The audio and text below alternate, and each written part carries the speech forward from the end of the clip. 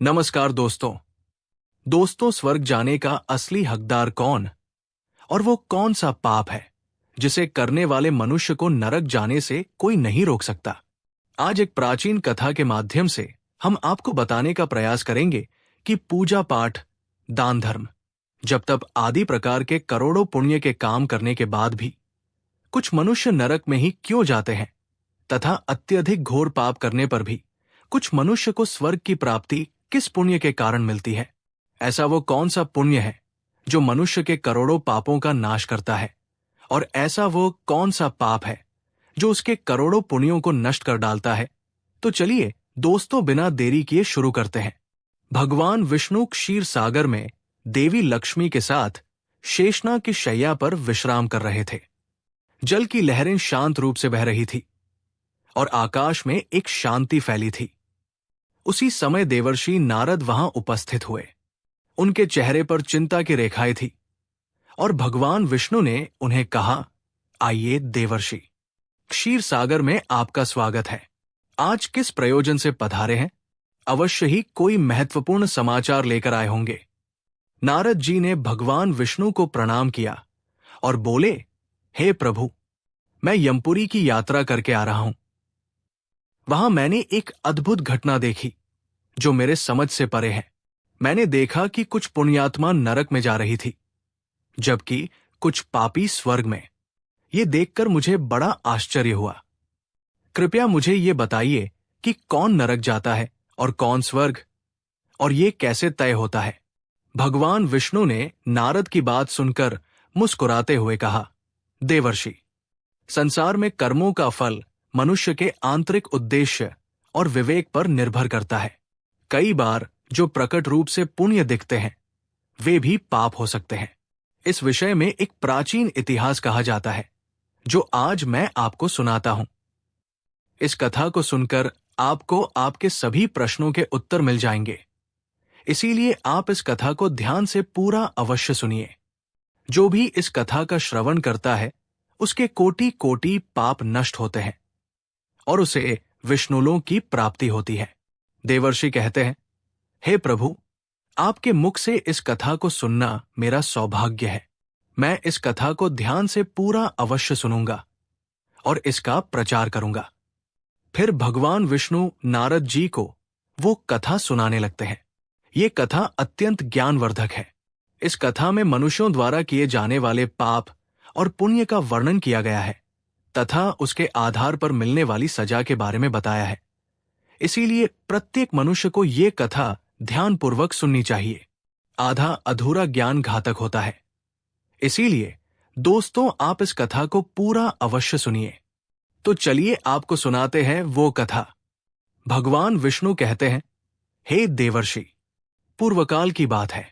मध्य देश के एक नगर में एक ही समय पर 5 मनुष्यों की मृत्यु हो जाती है और वे सभी मृत्यु के पश्चात यमलोक में पहुंच जाते हैं। यमलोक पहुंचने पर वहां का दृश्य देखकर वे सभी भयभीत हो जाते हैं। उनका अंग अंग कांपने लगता है। यमलोक में विशालकाय आकार वाले यमराज सुवर्ण से बने सिंहासन पर विराजमान होते हैं। उनके पास चित्रगुप्त बैठे होते हैं, जिनके पास सभी प्राणियों का लेखा जोखा रखा हुआ है। यम के दूत प्राणियों को आगे धकेल रहे होते हैं। कुछ मनुष्य जोर जोर से विलाप कर रहे होते हैं, तो कुछ मनुष्य अत्यंत प्रसन्न होकर चल रहे होते हैं। स्वर्ग के द्वार से सुंदर प्रकाश दिखाई पड़ रहा होता है, तो वहीं नरक के द्वार से धधकती हुई अग्नि की ज्वाला दिखाई पड़ रही होती है। इस भयानक दृश्य को देखकर वे पांचों एक दूसरे से बात करने लगते हैं और अपने अपने पाप के विषय में चर्चा कर रहे होते हैं। उन 5 में से 4 लोगों ने अपने जीवन में बहुत पाप कर्म किए हुए होते हैं और उन सभी को ये पता है कि अब वे चारों ही नरक में जाने वाले हैं।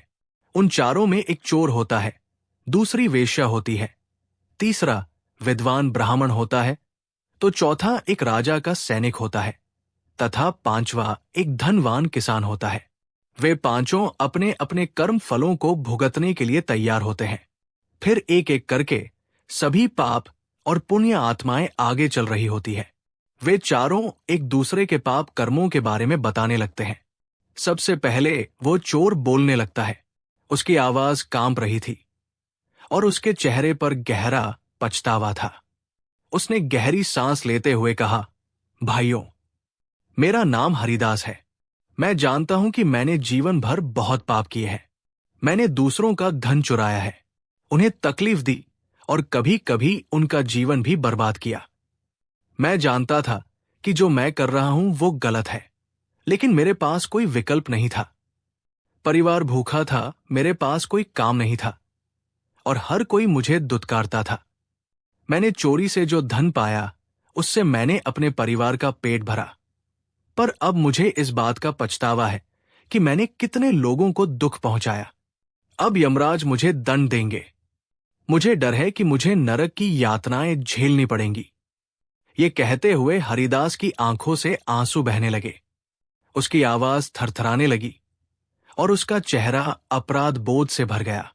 इसके बाद कमलिनी, जो एक वेश्या थी, अपनी व्यथा व्यक्त करने लगी। उसके आवाज में भी दर्द और ग्लानि थी। उसने गहरी उदासी के साथ कहा, मेरा नाम कमलिनी है। मैं जानती हूं कि शास्त्रों के अनुसार जो स्त्री कई पुरुषों से संबंध बनाती है उसे नरक में भेजा जाता है, लेकिन मैंने ये सब जानबूझकर नहीं किया। जब मैं छोटी थी, एक दुष्ट व्यक्ति ने मुझे जबरदस्ती उठाकर वेश्या बना दिया। मेरी इच्छा नहीं थी कि मैं ये जीवन जीऊं। मैं चाहती थी कि मैं किसी सम्मानजनक जीवन में होती, लेकिन मेरे पास कोई रास्ता नहीं था। मैंने न चाहते हुए भी वो सब सहा जो मेरे साथ हुआ। अब मुझे नहीं पता कि मेरे इन पापों का क्या होगा। मुझे ये भी नहीं पता कि अगले जन्म में मुझे किस रूप में जन्म लेना पड़ेगा। मैं नरक जाने के लिए तैयार हूं, क्योंकि मैंने जो कुछ किया उसकी कोई माफी नहीं हो सकती। कमलिनी की आंखों से आंसू बहने लगे। उसकी आत्मा में गहरा दर्द था, मानो वो अपने पूरे जीवन का भार अपने कंधों पर महसूस कर रही हो। उसकी आंखों में वो पीड़ा झलक रही थी जिसे उसने सालों तक छुपाए रखा था। फिर सूर्यकेतु, जो राजा का सैनिक था, उसने बोलना शुरू किया। उसकी आवाज भारी और उदास थी, मानो उसे अपने जीवन के पापों का एहसास हो रहा हो। उसने दुख भरे स्वर में कहा, भाई, मेरा नाम सूर्यकेतु है। हम चारों में सबसे बड़ा पापी तो मैं ही हूं। मैंने बहुत बड़े पाप किए हैं। मैं राजा का सिपाही था, इसीलिए मैं लोगों पर जोर जबरदस्ती करता था। मैंने कितनों के प्राण लिए हैं, न जाने कितने मासूम लोगों को सताया है, न जाने कितने निर्दोष लोगों को मेरे हाथ से दंड मिला है। यमराज मुझे कभी क्षमा नहीं करेंगे और मैं निश्चित ही नरक में ही जाऊंगा। लेकिन मैंने ये सभी पाप जानबूझकर नहीं किए हैं। अपने प्राणों के भय से और परिवार के पालन पोषण के लिए मुझे ये पाप करने पड़े हैं। हमारा राजा जो कहता था उसका पालन हमें करना पड़ता था। राजा के विरुद्ध भला कोई साधारण मनुष्य कैसे जा सकता है? ये सभी पाप करते हुए मुझे अत्यंत दुख भी होता था और मैं जानता था कि ये पाप करने से मुझे नरक की ही प्राप्ति होगी। किंतु परिवार के मोहवश होकर मैंने ये काम किया है। लेकिन पाप तो पाप होता है। पाप करके पश्चाताप करने का क्या फायदा? इसीलिए मेरा नरक में जाना तो तय है। उसके बाद वो विद्वान पंडित बोलता है, भाई, हम चारों में से सबसे बड़ा पापी तो मैं हूं। तुम लोगों ने जो पाप किए हैं वो जाने अनजाने में किए हैं, या किसी ने तुमसे जबरदस्ती करवाए हैं, या मजबूरी में किए हैं। किंतु मैं तो विद्वान था। मैं सब सत्य असत्य जानता था। मुझे सच और झूठ का ज्ञान था। लेकिन फिर भी मैंने धन के लाभ में ये पाप किए हैं। शास्त्र कहते हैं कि जो सब कुछ जानकर भी पाप करता है निश्चित ही नरक में गिरता है। मैंने अपने ज्ञान का दुरुपयोग किया है। मैंने अपने ज्ञान का उपयोग लोगों की सहायता के लिए नहीं, बल्कि धन को कमाने के लिए किया है। मेरे घर की परिस्थिति अत्यंत खराब थी। मेरे पिता भिक्षा मांगकर गुजारा करते थे, लेकिन मैंने अपने घर की गरीबी को दूर करने के लिए धन लेकर ज्ञान देने की चेष्टा की है। शास्त्र कहते हैं, जो विद्वान ब्राह्मण अपने ज्ञान का दुरुपयोग करता है उसे निश्चित ही नरक में जाना पड़ता है। मैंने लोगों को ज्ञान देने के बदले में उनसे धन लिया है। कभी किसी को मुफ्त में ज्ञान नहीं दिया, इसीलिए आप चारों में सबसे बड़ा पापी तो मैं ही हूं और मुझे ही नरक में जाना पड़ेगा। ब्राह्मण के चेहरे पर पश्चाताप की गहरी लकीरें साफ दिखाई दे रही थी। उसकी आंखों में आंसू थे और उसका सिर शर्म से झुका हुआ था। वो अपनी आत्मा के बोझ से टूट चुका था। इन चारों की बात सुनकर महिपाल, जो एक घमंडी किसान था, हंसने लगा। उसके चेहरे पर घमंड और अहंकार साफ दिख रहा था। उसने ताने मारते हुए कहा, तुम चारों तो इतने बड़े पापी हो कि तुम लोगों को नरक में जाना ही पड़ेगा। तुम लोगों ने घोर पाप किए हैं और इसीलिए यमराज तुम लोगों को कभी माफ नहीं करेंगे। यहां पर मौजूद मैं अकेला ही सबसे अधिक पुण्यवान हूं।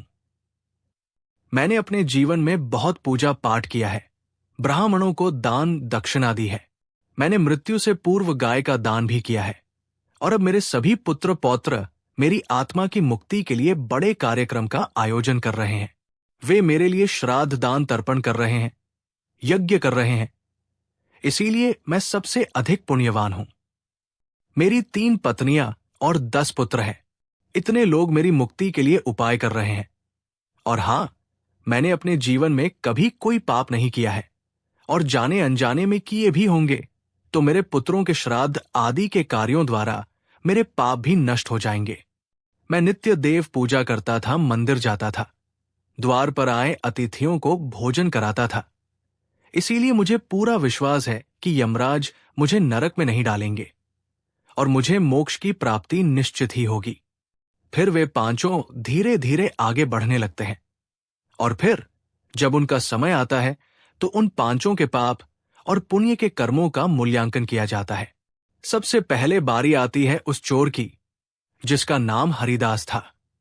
हरिदास का हिसाब किया गया। चित्रगुप्त ने उसके कर्मों का लेखा जोखा निकाला और यमराज ने उसका पाप पुण्य का मूल्यांकन किया। कुछ समय तक विचार करने के बाद यमराज ने निर्णय लिया कि हरिदास को स्वर्ग का मार्ग प्राप्त होगा। यह सुनकर हरिदास आश्चर्यचकित हो गया। उसकी आंखों में विश्वास नहीं हो रहा था कि उसे स्वर्ग में स्थान मिलेगा। वो प्रसन्नता से स्वर्ग के द्वार की ओर बढ़ गया। इसके बाद कमलिनी की बारी आई। चित्रगुप्त ने उसके कर्मों का लेखा जोखा निकाला और यमराज ने उसके पाप पुण्य का मूल्यांकन किया और कुछ देर तक विचार करने के बाद उसके पाप पुण्य का मूल्यांकन करके यमराज उसे भी स्वर्ग में जाने के लिए कहते हैं। यह सुनकर कमलिनी की आंखों में आंसू आ गए। उसे यकीन नहीं हो रहा था कि उसकी इतनी बड़ी गलती के बाद भी उसे स्वर्ग में स्थान मिलेगा।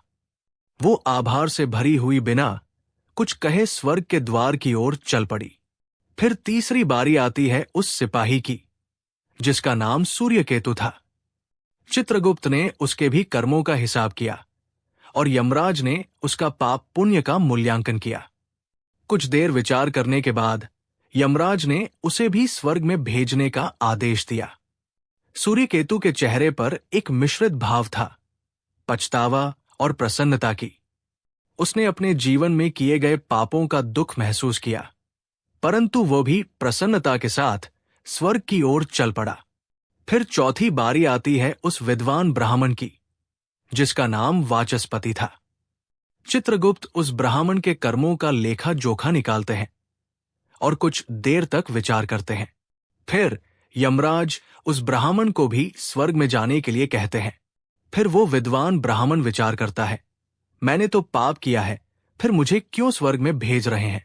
वाचस्पति को भी ये निर्णय आश्चर्यचकित कर गया, परंतु उसने इसे स्वीकार किया और वो भी स्वर्ग की ओर बढ़ गया। उन चारों को स्वर्ग में जाता देख वो धनवान किसान बहुत दुखी और क्रोधित हो जाता है। वो सोचने लगता है कि ये कैसा न्याय है, इन पापियों को स्वर्ग जाने का मौका मिल रहा है। फिर मैंने जो पुण्य के काम किए हैं उनका क्या? पापी और पुण्यवान एक ही जगह पर डाले जाएंगे तो पुण्य करने का फायदा ही क्या? फिर वो धनवान किसान को यम के दूत जोर से धकेल देते हैं और कहते हैं, अरे पापी, तू आगे चल, तुझे नरक में डाला जाएगा। यमराज तुझे नहीं करेंगे। ये सुनकर वो धनवान किसान भयभीत हो जाता है और कहने लगता है, मैं तो स्वर्ग में जाऊंगा, मैंने कोई पाप नहीं किया है। फिर वो धनवान किसान यमराज के सामने आकर खड़ा हो जाता है। चित्रगुप्त उसके कर्मों का लेखा जोखा देखते हैं और उसके पाप पुण्य के कर्मों का मूल्यांकन करते हैं तो उसके पाप का पलड़ा भारी हो जाता है और यमराज उस धनवान किसान को कहते हैं, अरे दुष्ट, तूने तो बहुत बड़ा अपराध किया है। तू तो नरक में जाने के ही योग्य है। इतना सुनते ही वो किसान थरथर कांपने लगता है और यमराज से कहता है, हे धर्मराज, ये अन्याय है। मैंने तो जीवन में कोई पाप नहीं किए हैं और पुण्य ही किए हैं। आप मुझे नरक में क्यों डाल रहे हैं? और मुझसे पहले जो 4 लोग गए थे, घोर पापी थे। उन्होंने बड़े बड़े पाप और अपराध किए हैं। उन्हें तो आपने स्वर्ग में डाल दिया है। आप ऐसा अन्याय मेरे साथ क्यों कर रहे हैं? अगर ऐसा अन्याय होगा तो भला कौन सा मनुष्य धरती पर पुण्य करेगा? फिर यमराज कहते हैं, अरे पापी, तूने जो पाप किया है वो तो उन 4 के पापों के सामने कुछ भी नहीं है। तेरे एक पाप के कारण तेरा सारा पुण्य फल नष्ट हो गया है। यदि तूने ये पाप नहीं किया होता तो तू स्वर्ग में जा सकता था, लेकिन तूने ये पाप जानबूझकर किया है, इसीलिए तुझे नरक में अवश्य जाना पड़ेगा। यमराज ने कहा, हरिदास ने अपने जीवन में जरूर चोरी की थी, परंतु उसने कभी किसी गरीब या निर्दोष व्यक्ति के घर चोरी नहीं की। वो केवल उन लोगों के घर चोरी करता था जो अमीर और अहंकारी थे। उसने अपने द्वारा चुराए गए धन का अधिकांश हिस्सा गरीबों और भूखों को भोजन कराने में खर्च किया। हरिदास का हृदय दयालु था और उसने अपने जीवन में कई भूखों को अन्न और पानी दिया है। उसके ये पुण्य उसके पापों से बड़े थे, इसलिए उसे स्वर्ग का मार्ग प्राप्त हुआ। ये सुनकर महिपाल ने सिर झुकाया। उसकी आंखों में पछतावा दिखने लगा। यमराज ने उसे अधिक समय दिए बिना आगे कहा, अरे दुष्ट, वो कमलिनी जरूर वेश्या थी, परंतु उसने ये पाप जानबूझकर नहीं किया। उसे जबरन वेश्यावृत्ति में धकेला गया था, लेकिन उसने अपने जीवन के अन्य समय में पशु पक्षियों और बेसहारा जानवरों की सेवा की। उसने हर रोज पक्षियों को दाना डाला और घायल जानवरों की देखभाल की। उसकी आत्मा में करुणा थी और उसके ये पुण्य उसके जीवन के पापों से अधिक थे, इसलिए उसे भी स्वर्ग में स्थान मिला। फिर यमराज ने कहा, उस सिपाही सूर्यकेतु ने अपने जीवन में अनगिनत लोगों के प्राण जरूर लिए हैं, परंतु वो अपने राजा के आदेशों का पालन कर रहा था। उसने कई बार अपनी आत्मा को यह समझाने की कोशिश की कि जो वो कर रहा है वो गलत है, लेकिन अपने परिवार की सुरक्षा और पेट पालने के लिए उसने ये काम किए। परंतु इसके बावजूद उसने कई बेसहारा लोगों की सहायता की। उसने कई बार गरीबों को भोजन कराया और अपने पापों का पश्चाताप भी किया। इसीलिए उसके पुण्य उसके पापों से अधिक निकले और उसे भी स्वर्ग प्राप्त हुआ। महिपाल अब और भी अधिक शर्मिंदा हो गया। उसकी आंखों में पश्चाताप के आंसू थे, लेकिन यमराज ने उसे अपने अंतिम निर्णय के लिए तैयार किया। यमराज ने कहा, उस ब्राह्मण वाचस्पति ने अपने ज्ञान का दुरुपयोग किया था। उसने धन के लोभ में आकर अपने शास्त्रों के ज्ञान का व्यापार किया, परंतु उसने अपने जीवन में कभी किसी को मुसीबत में नहीं छोड़ा। उसने निर्धनों की सहायता की, गौ सेवा की और अपनी विद्या के माध्यम से कई लोगों का उद्धार किया। उसके ये पुण्य उसके पापों से बड़े थे, इसलिए उसे भी स्वर्ग का मार्ग प्राप्त हुआ। इतना सुनकर वो धनवान किसान बोलता है, हे धर्मराज, इन 4 ने जो भी पुण्य किए हैं वो तो मैंने भी किए हैं, बल्कि उनसे ज्यादा किए हैं। फिर भी मैंने ऐसा कौन सा पाप किया है जो मुझे नरक में भेजा जा रहा है? यमराज कहते हैं, अरे दुष्ट, याद कर तूने उस अबला विधवा नारी पर गलत लांछन लगाया था कि उसने तेरे घर पर चोरी की है, और इसके साथ ही तूने उसके ऊपर कई अन्य गलत लांछन लगाए थे। उसे व्यभिचारिणी और वेश्या कहकर उसके चरित्र का हनन किया है, और राजा ने उसे सत्य समझकर उस अबला विधवा नारी को मृत्युदंड दे दिया था। महिपाल, तुमने जीवन में कई पुण्य किए, परंतु एक पाप ने तुम्हारे सभी पुण्यों को नष्ट कर दिया। तुम्हारा झूठा आरोप वो निर्दोष स्त्री पर जिसने उसकी जान ले ली। तुम्हारे सारे पुण्यों का विनाशक बना। मनुष्य के पुण्य और पाप दोनों ही उसके कर्मों का फल होते हैं, लेकिन दूसरों पर झूठे आरोप लगाने का पाप सबसे बड़ा होता है और इसका प्रायश्चित नहीं हो सकता, इसलिए तुम्हें नरक जाना होगा। महीपाल अब भयभीत हो गया। उसने कांपते हुए कहा, परंतु मैंने ऐसा जानबूझकर नहीं किया था। मुझे नहीं पता था कि मेरी इस आरोप से उसकी मृत्यु हो जाएगी। मैं केवल अपने धन की रक्षा कर रहा था। यमराज कहते हैं, पापी मनुष्य ब्रह्महत्या, चोरी, मदिरापान आदि प्रकार के घोर पापों से भी मनुष्य प्रायश्चित करके मुक्त हो सकता है, किंतु दूसरों पर गलत लांछन लगाने पर कोई प्रायश्चित नहीं है। जो दूसरों पर गलत आरोप लगाता है, सत्य जानकर भी दूसरों को झूठ कहकर उनके ऊपर दोष डालता है, वो तो सबसे बड़ा पापी है। उसके द्वारा किए गए सभी पुण्य नष्ट हो जाते हैं। इसीलिए तूने जितने भी पुण्य किए हैं वे सभी उस एक पाप के कारण नष्ट हो गए। महीपाल की आंखों से आंसू बहने लगे। उसकी आवाज कांप रही थी जब उसने कहा, हे धर्मराज, मैंने अपने जीवन में अनेकों दान किए, देवताओं की पूजा की, ब्राह्मणों की सेवा की, परंतु ये एक पाप जिसे मैंने सोचा भी नहीं था कि इतना बड़ा होगा, सारे पुण्य नष्ट कर देगा। क्या कोई प्रायश्चित नहीं है जिससे मैं इस पाप से मुक्त हो जाऊं? यमराज ने उसे कठोरता से देखा और कहा, नहीं महीपाल, तुमने अपने जीवन में उस निर्दोष स्त्री पर जो आरोप लगाए थे, उनका परिणाम यह है कि तुम्हारे पुण्य सभी नष्ट हो गए। अब तुम्हें नरक की यातनाओं का सामना करना पड़ेगा। फिर यमराज यमदूतों को कहकर उस पापी किसान को नरक ले जाने के लिए कहते हैं। महीपाल यमराज के इस कठोर निर्णय से टूट चुका था। वो रोता बिलखता यमदूतों द्वारा नरक की ओर ले जाया जाने लगा। उसके मन में केवल पछतावा और ग्लानि थी। हे देवर्षि, इस प्रकार से उन चारों ने पाप करके भी उन्हें स्वर्ग की प्राप्ति हुई है, किंतु उस किसान ने जघन्य अपराध किया है। किसी अबला स्त्री पर गलत लांछन करके उसका चरित्र हनन किया है। एक स्त्री सदा ही पूजनीय है। जो भी पुरुष स्त्री पर गलत आरोप लगाता है उसे महापाप लगता है। कभी किसी स्त्री की दुर्बलता का फायदा नहीं उठाना चाहिए। पराई स्त्री को सदैव ही माता समझना चाहिए। जो पराई स्त्रियों पर गलत दृष्टि डालता है उसे पाप ही लगता है। जो विधवा दुखिया स्त्री को सताता है उसे नरक में जाना पड़ता है। मनुष्य को कभी सत्य का मार्ग नहीं छोड़ना चाहिए। सत्य के मार्ग पर चलकर ही स्वर्ग की प्राप्ति होती है। असत्य का साथ देने से मनुष्य के सभी पुण्य भी नष्ट हो जाते हैं। तो दोस्तों, कभी किसी पर गलत आरोप नहीं लगाना चाहिए। सत्य जानकर भी असत्य का साथ नहीं देना चाहिए।